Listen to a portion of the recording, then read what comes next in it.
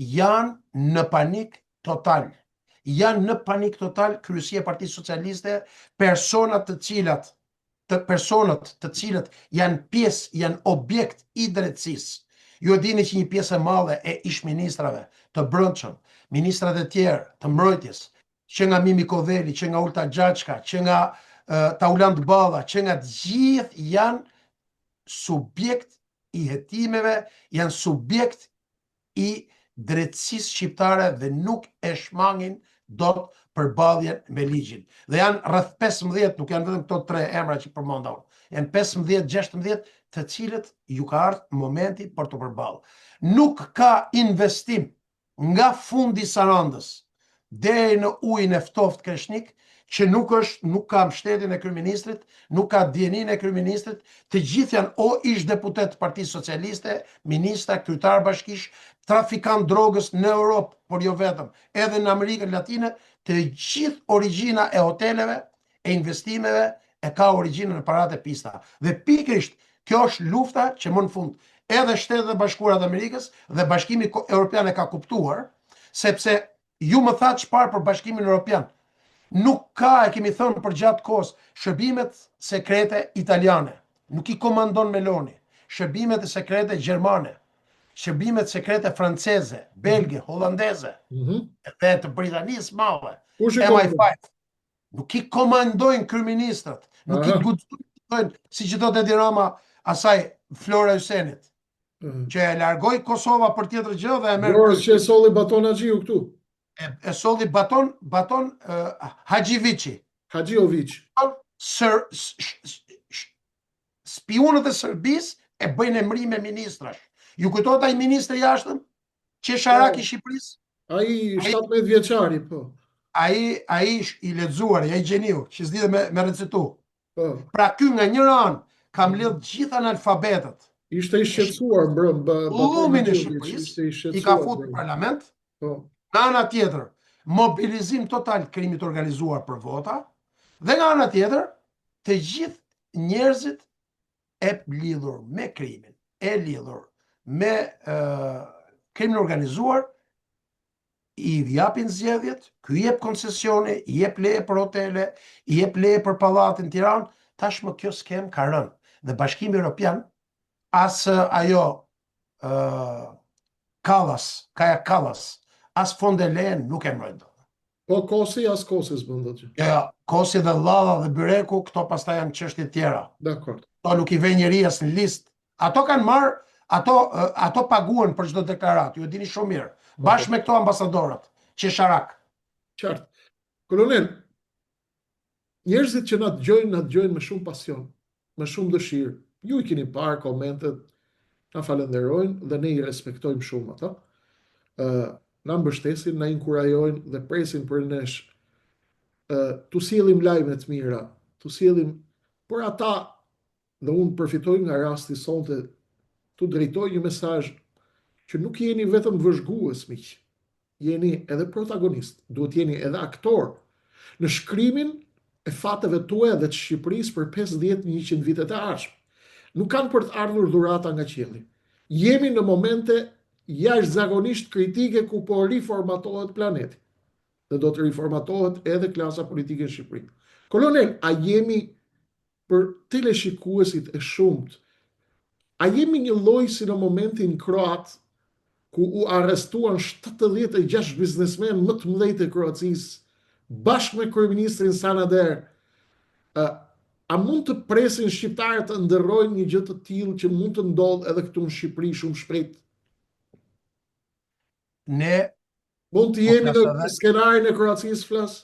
Pa diskutim që po, ne po flas edhe në emër tënd, sepse duke qenë miq të ngushtë, ne për te modestisë ne tregojmë të kujdesshëm se nuk hedhim fall, ne bëjmë analizë. Absolutisht. Ka informacione. Absolutisht. Ka informacione në nivelet aty ku shumë pak individ kanë akses. Pa diskutim që jemi në një moment ku do të duhet që të gjithë oligarkët, hajdutët, banditët e Shqipërisë e kanë rjep këtë popull. E ke parë që 17 milion euro bën 1 kilometër në Shqipëri, bën shumë herë më shtrenjtë se sa në Gjermani.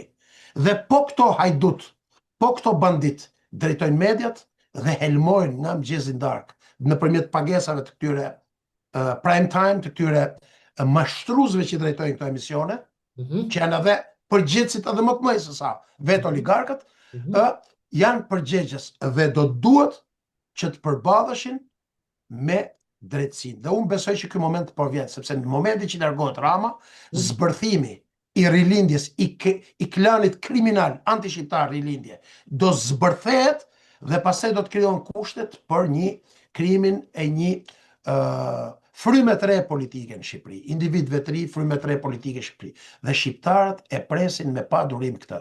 Dhe ne shpresojmë dhe urojmë dhe jemi besim plot që kjo do të ndodhi në momentin ku largohet Rama, në momentin ku gjithë hajdutët e rilindjes i dorëzojnë ato që kanë vjedh, sepse për hir zvërtetës ka pas problematika edhe përpara, por këto janë sul pafundësisht Bregdetit, tani duan t'i sulen edhe veriut për të grabit edhe pronat e fundit që i kanë ngel, pasurinë e fundit që i kanë ngel shqiptarëve. Qartë. Është duke u bërë një lojë e madhe, kolonel, dhe ju sapo, dhe unë ju falenderoj, sapo mbështetet një nga tezat e mia që shqiptarët e shkret shohin natë për natë televizor dhe besojnë që ajo që u thot televizori do të ndodhë. Ata duhet ta kuptojnë që pronarët e këtyre televizioneve dhe pronarët e studiove të prime time-it paguen nga të njëjtët oligark që i shpërndan tenderat 17 milion euro për 1 kilometër Edi Rama dhe mbyll syt për korrupsionin e tyre masiv.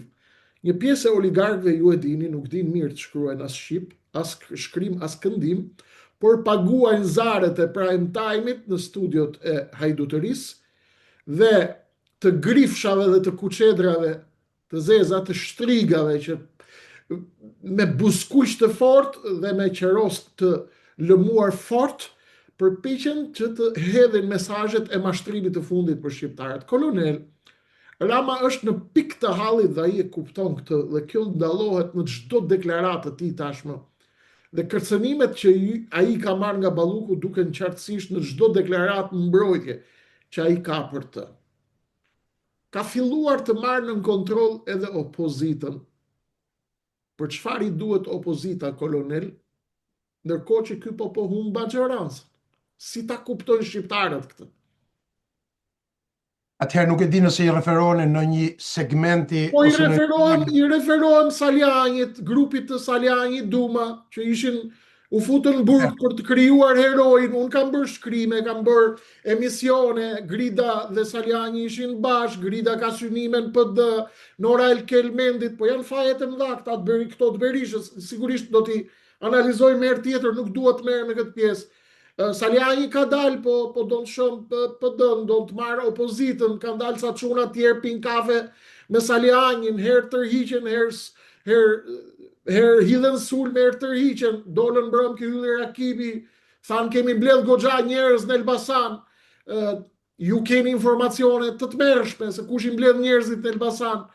Atëherë, më lejo për çfarë i duhet Ramës opozita kur ky zotnia do largohet vetë?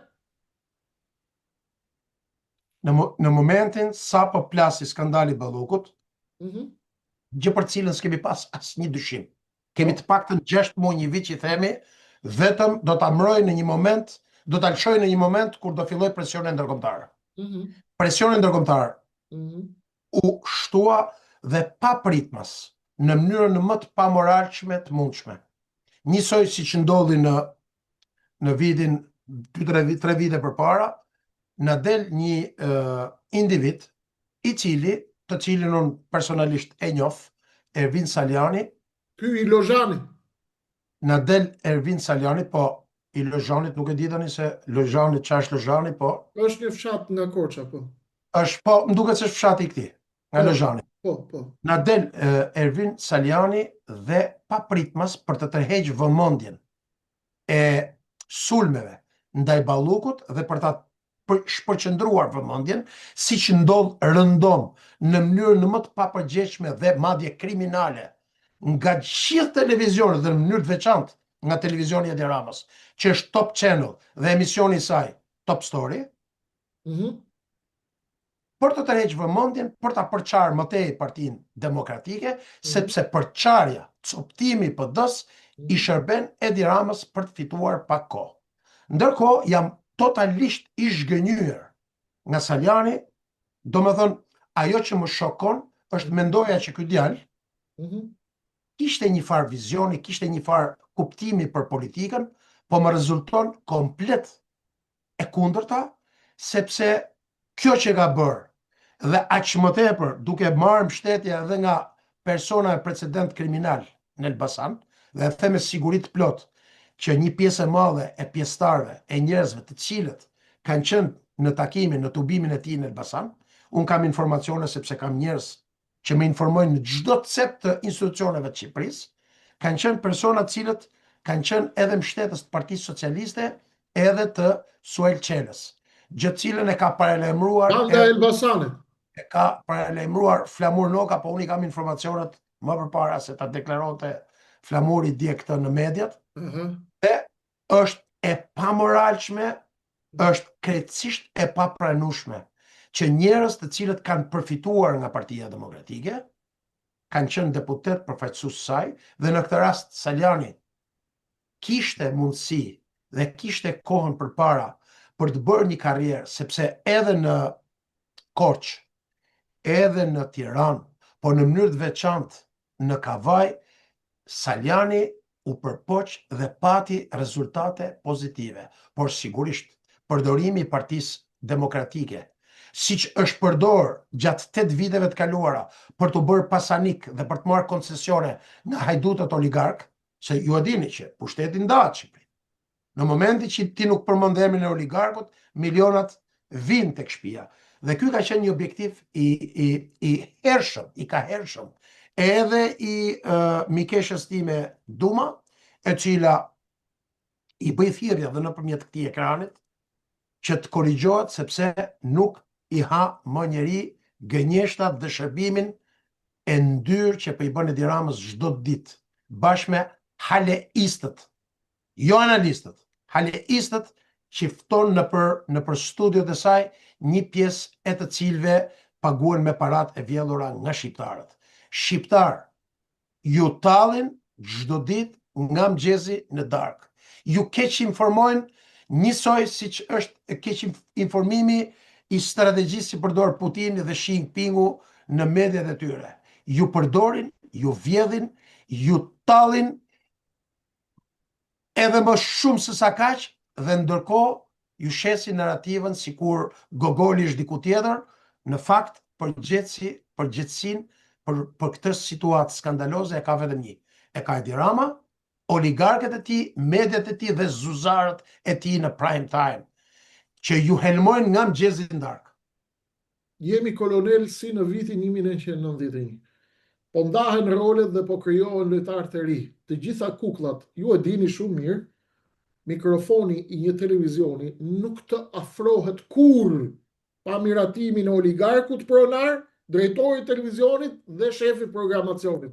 Dikur ka qenë Fugas, është më Fugas sepse nuk është më, u largua Fuga, tani është dikush tjetër që i koordinon ata.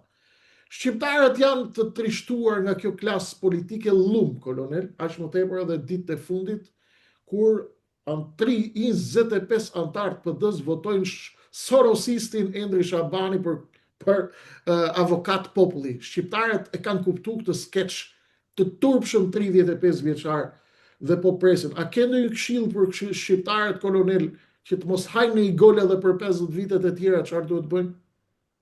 Pa diskutim, shqiptarët kanë vetëm një zgjidhje. Rastin e Bullgarisë, rastin e Rumanisë. Rebelim total. Rebelim total, por paqësor. Absolutisht paqësor.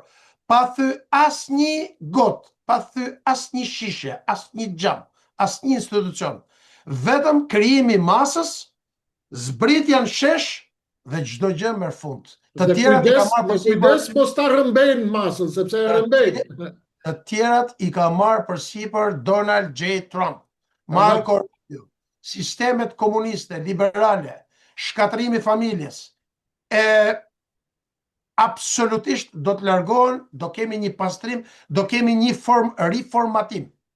E vetmi arsye që qeverit po tentojnë të qëndrojnë pushtet në Bashkimin Evropian është frika që Rusia do vi këtu, do na sulmoj, do na shkatërroj, për të justifikuar shkatërimin e shoqërive, korrupsionin galopant, shkatërimin e ekonomive të tyre, duke shitur edhe pavarësinë e tyre, strategjinë. Kolonel, përfunduat, nuk e di ndjesën që u ndërrej. Okej, faleminderit. Të fillojmë t'i vëjmë kapak kësaj historie, thatë diçka shumë të rëndësishme dhe shpresë dhënëse. Shqiptar bëni punën tuaj, pjesën tjetër e ka marrë përsipër Donald J. Trump. E kuptoj riformatimin, e kuptoj lojën, e kuptoj përplasjen e madhe, e kuptoj dëshpërimin e madh në Tiranë, amanetet e fundit për kartelet, për grupet kriminale, tentativën e kapjes opozitës, skeçi për emërimin e lojtarëve të ri nga mediat e oligarkëve hajdut që kanë bërë nga 17 milion euro 1 kilometër, do t'japin llogarit gjithë. Dhe që prishet brenda javës. Po.